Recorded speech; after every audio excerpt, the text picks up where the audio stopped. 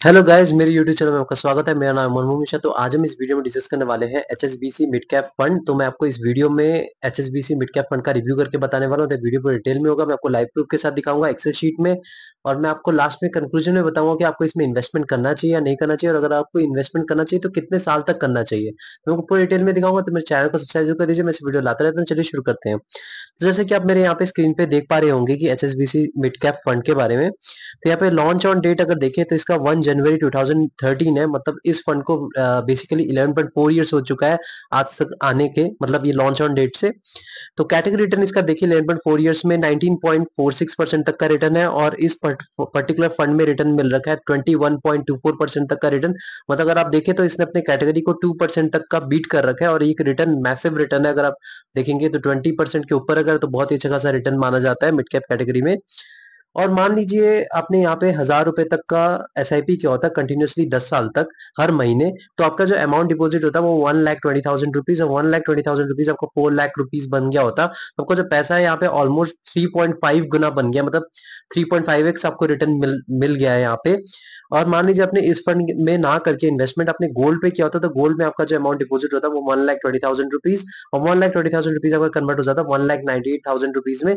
तो जैसा कि आप देख पा रहे हैं कि मतलब यहाँ पे ह्यूज डिफरेंस है अगर आप इस फंड में इन्वेस्टमेंट करते और यहाँ पे गोल्ड में इन्वेस्टमेंट करते।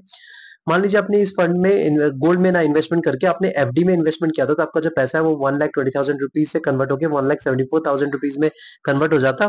और आप देख पा रहे हैं कि मतलब जो एफडी में है और यहाँ पे जो इस पर्टिकुलर फंड में जो इन्वेस्टमेंट करने का जो आप डिफरेंस देख पा रहे हो इन्वेस्टमेंट और फिक्स डिपॉजिट में, तो डिफरेंस बहुत ही है, बहुत ज्यादा डिफरेंस है।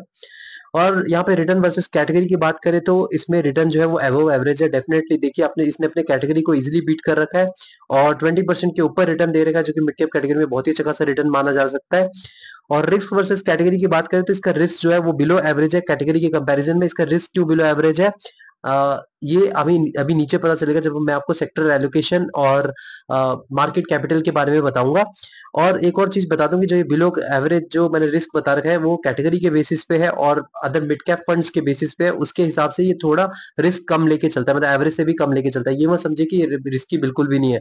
ये रिस्की है क्योंकि ये मिड कैप कैटेगरी का फंड है, मतलब मिडिल बेस कंपनी है, तो रिस्की डेफिनेटली रहेगा। जब आप इक्विटी में इन्वेस्टमेंट करते हैं तो रिस्क को कंसिडर जरूर करिएगा। अब मान लीजिए आप इसमें इन्वेस्टमेंट करना चाहते हैं तो आप मिनिमम एसआईपी 500 रुपए से कर सकते हैं, और वन टाइम इन्वेस्टमेंट करना चाहते हैं मतलब लमसम करना चाहते हैं तो 5,000 रुपए से लमसम कर सकते हैं। और लॉक इन पीरियड्स पे देखें तो लॉक इन पीरियड कुछ भी नहीं है, मतलब आप कभी भी इसमें इन्वेस्टमेंट कर सकते हैं, कभी भी आप इसमें एग्जिट मार सकते हैं। और इसमें एयूएम साइज बताए तो मतलब एसेट अंडर मैनेजमेंट की बात करें तो इसमें 9,741 करोड़ रुपीज तक का एयूएम साइज है। एयूएम साइज बेसिकली इसमें इतने पैसा इस पर्टिकुलर फंड में इन्वेस्टेड है। तो मैंने आपको हर एक वीडियो में बता रखा है अगर एम साइज कम है तो इसमें थोड़ी प्रॉब्लम आती है, थोड़ा बहुत डर रहता है कि मतलब यह फंड ज्यादा वेल एस्टेब्लिश नहीं है, कम लोग इन्वेस्टेड है, कम पैसा इन्वेस्टेड है, तो थोड़ा बहुत डर रहता है। लेकिन आपका जब ये एम साइज बहुत ज्यादा रहता है तो इसमें क्या होता है कि जब फंड मैनेजर है उनको मैनेजमेंट करने की दिक्कत आती है, तो वो कई कई इश्यूज फेस करते हैं। जैसे एग्जांपल ले लीजिए Nippon India small cap fund है, उसमें जो 47,000 करोड़ रुपीज तक का इन्वेस्टेड अमाउंट है, तो फंड मैनेजर को बीच में दिक्कत हो गई थी। तो उन्होंने क्या कर दिया यार, अपना जो लमसम अमाउंट है वो बंद करवा के एसआईपी ही कंटिन्यू रखवाया था। तो ये जब इश्यूज फेस करनी पड़ती है ईवीएम साइज में, ये सब मैटर करता है, लेकिन पार्शियली थोड़ा बहुत इफेक्ट करता है, लेकिन ज्यादा इफेक्ट नहीं करता। आप मत सोचिए कि बहुत ज्यादा इफेक्ट करता है, ऐसा नहीं है। तो यहाँ पे अगर देखें तो मैं आपको बताऊंगा एक बेस्ट जो ऑप्टिमम जो बेस्ट रहता है वो आपका रहेगा 10,000 करोड़ रुपीज से लेकर 30,000 करोड़ रुपीज। तो यहाँ पे ऑलमोस्ट 10,000 करोड़ रुपीज है, तो यहाँ पे एम साइज के हिसाब से बहुत ही अच्छा खासा एम साइज है। एक्सपेंस रेशियो की बात करें तो ये बेसिकली फंड मैनेजर को आप फीस देते हैं, मतलब वो तो दिमाग लगा के अपना इन्वेस्टमेंट कर रहे हैं और आपको रिटर्न दिलवा रहे हैं, आप तो खुद दिमाग लगा नहीं रहे हैं इसमें, तो उनको कुछ एक फीस देना पड़ता है, तो वो 0.65% उनको फीस देना पड़ेगा। और मैंने को हर वीडियो में बता रखा है कि आप वो म्यूचुअल फंड को कंसिडर करिए जिसमें 1% से नीचे आपको एक्सपेंस रेशियो हो, तो 0.65% एक अच्छा खासा एक्सपेंस रेशियो, कोई ज्यादा ज्यादा एक्सपेंस रेशियो नहीं है। टैक्स इन्फॉर्मेशन की बात करें तो आपने अगर 1 साल से पहले अपने यूनिट को सेल कर दिया तो आपको अपने प्रॉफिट पे 15% तक का टैक्स देना पड़ेगा अगर आप इंडियन टैक्स स्लैब में आते हैं तो। और मान लीजिए आपने यूनिट को 1 साल से ज्यादा होल्ड कर दिया तो आपको 10% तक का आपको टैक्स देना पड़ेगा अपने प्रॉफिट पे, अगर आप इंडियन इनकम टैक्स स्लैब में आते हैं तो। अब आपने मान लीजिए 1 साल पहले अपने सेल कर दिया तो आपको 1% तक का एग्जिट लोड देना पड़ेगा, और 1 साल के बाद आपने सेल करा तो आपको 0% तक का एग्जिट लोड देना पड़ेगा। मार्केट कैपिटल की बात करें तो mid cap category, mid cap में इसका 65.02% तक का एलोकेशन है। और स्मॉल कैप में 17.26% का, मतलब यहाँ पे थोड़ा रिस्क ज्यादा ले लिया है। और लार्ज कैप में इनका 16.2% और डेप्ट में 1.5%। तो आप देख पा रहे हैं कि जो 16.2% तो यहाँ पे थोड़ा सेफ चलने की कोशिश की गई है। और डेप्ट फंड में यहाँ पे आप डेप्ट एंड अदर्स में अगर आप देखें तो 1.5%, मतलब लगा लीजिए करीब करीब इन्होंने 18% तक का सेफ चलने की कोशिश करी है। और यहाँ पे जो मिड कैप और स्मॉल कैप में थोड़ा बहुत ज्यादा रिस्क लेने की कोशिश करी है। और डेफिनेटली मैं आपको बता रहा हूँ ये मिड कैप कैटेगरी का फंड है, तो रिस्क तो रहेगा, लेकिन एज कम्पेयर टू इस कैटेगरी इसने थोड़ा कम रिस्क लेके चला है, क्योंकि यहाँ पे जो लार्ज कैप फंड है और डेप्थ में भी, लार्ज कैप और डेप्थ जो है इसमें इन्वेस्टेड अमाउंट इसका है। और सेक्टरल एलोकेशन की बात करें तो यहाँ पे कैपिटल गुड्स में इनका 19.03% है, सेकंड में फाइनेंशियल में 15.36% तक एलोकेशन है, थर्ड पे सर्विसेज में 12.97% तक एलोकेशन है, फोर्थ में हेल्थ केयर 10.4% तक एलोकेशन है, उसके बाद इसका कंस्ट्रक्शन में 8.94% तक एलोकेशन है, उसके बाद एनर्जी में 5.83% तक एलोकेशन है, उसके बाद ऑटोमोबाइल में 5.78% तक एलोकेशन है, उसके बाद मेटल्स एंड माइनिंग में 5.62% तक एलोकेशन है, उसके बाद टेक्नोलॉजी में 4.63% तक एलोकेशन है, उसके बाद कंज्यूमर स्टेपल्स में 2.73% एलोकेशन है, उसके बाद केमिकल्स में 2.62% तक एलोकेशन है, उसके बाद कंज्यूमर डिस्क्रिशनरी में 2.17% का एलोकेशन है, उसके बाद मटेरियल्स में 1.29% का एलोकेशन है, उसके बाद कम्युनिकेशंस में 0.67% का एलोकेशन है, उसके डाइवर्सिफाइड में आपका 0.44% का एलोकेशन है। तो अब देख पा रहे हैं कि यहाँ पे प्रॉपर डाइवर्सिफिकेशन हो रखा है। अगर आप देखें इसमें जो 5 सेक्टर है वो है कैपिटल गुड्स, फाइनेंशियल सर्विसेज और हेल्थ केयर, उसके बाद कंस्ट्रक्शन। तो आप देखें ये जो 4-5 सेक्टर है इसमें अगर अच्छा खासा परफॉर्मेंस करेगा तो ये फंड डेफिनेटली आपको अच्छा खासा रिटर्न दे देगा।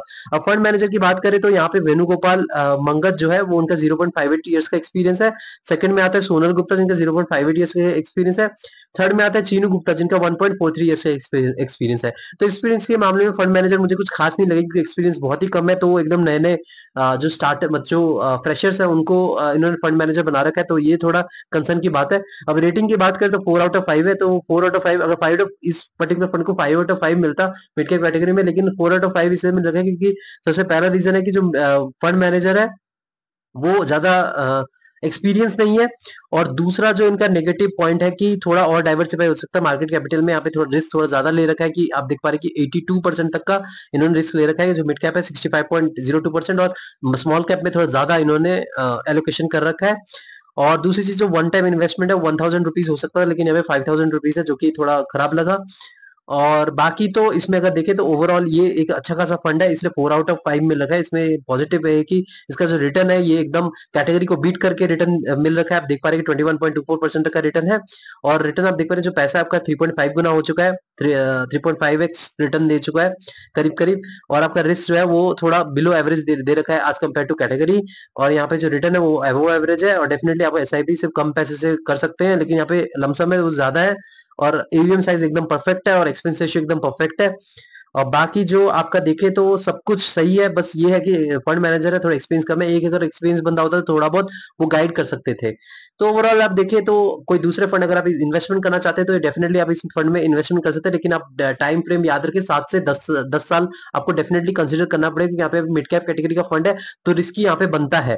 तो लेकिन अगर आप कोई मिड कैप कैटेगरी का दूसरे फंड देखें, ये एचएसबीसी मिड कैप फंड है, आप कोई दूसरे फंड अगर आप देखेंगे जैसे क्वांट मिड कैप फंड हो गया आपका, Motilal Oswal mid cap fund हो गया आपका, और दूसरे फंड जैसे Invesco India mid cap fund हो गया आपका, कोटक इमर्जिंग इक्विटी फंड हो गया, तो ये जो फंड्स है ये इसे कंपैरिजन आप उसको कर सकते हैं, क्योंकि वो फंड भी आप कंसिडर भी कर सकते हैं, क्योंकि वो फंड आपको अच्छा खासा रिटर्न भी दे रहे हैं, और वो उसको जो रेटिंग मिल रही है वो 5/5 है, क्योंकि वो थोड़ा बहुत आपको क्या नाम है रिटर्न तो अच्छा दे रहे हैं, प्लस प्लस आपको रिस्क भी थोड़ा बहुत अच्छा खासा एडजस्ट भी कर रहे हैं। और बाकी जो चीजें आप कहें कि वन टाइम इन्वेस्टमेंट जैसे 5000 रुपीज है वहां पे 1000 रुपीज में आप इन्वेस्टमेंट कर सकते हैं, तो चीजें हैं थोड़ा बहुत वो रिलेबल हो जाता है। लेकिन ये फंड भी बुरा नहीं है, आप थोड़ा बहुत अगर जब आप इन्वेस्टमेंट करें थोड़ा बहुत रिसर्च करिएगा, क्योंकि यहाँ पे आपको ओवरलैप दिखने को मिल सकता है, क्योंकि मिड कैप कैटेगरी और लार्ज कैप कैटेगरी में क्या होता है कि उसमें मैनेजर्स के पास ज्यादा चॉइस नहीं होती, क्योंकि वहां पे क्या होता है जब टॉप के 1 से लेकर 100 कंपनीज होती है वो लार्ज कैप कंपनीज होती हैं, और जो 101 से लेकर 250 कंपनी में आते हैं वो मिड कैप कैटेगरी में आते हैं, और 250 से लेकर जो आगे के 5000 तक है या 6000 तक है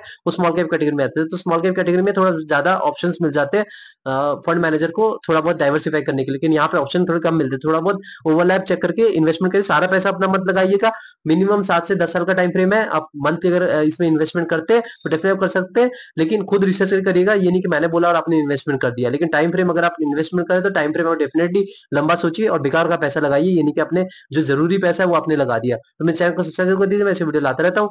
थैंक यू।